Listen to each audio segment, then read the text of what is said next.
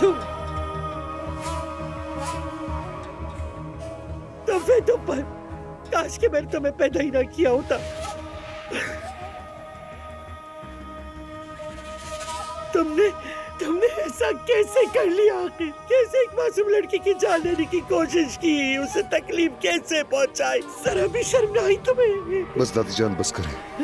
मुझे तुम्हारी भावने पे शर्म आ रही है। मैं उस लम्हे को कोसती हूँ जब तुम पैदा हुए थे।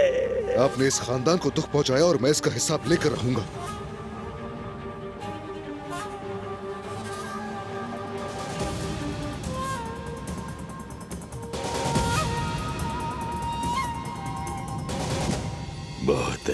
बहुत अच्छा, माशाल्लाह।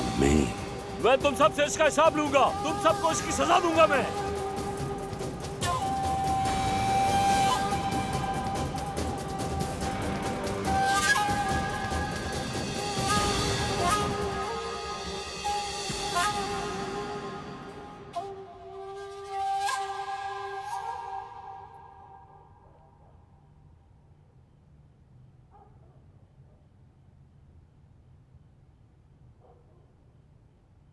क्या आपको कुछ चाहिए दानिया साहिबा?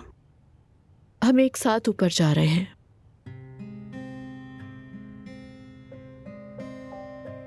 लेकिन क्यों? कमरा बदलना चाहती हूँ अपना। हमें भी तैयार होना है।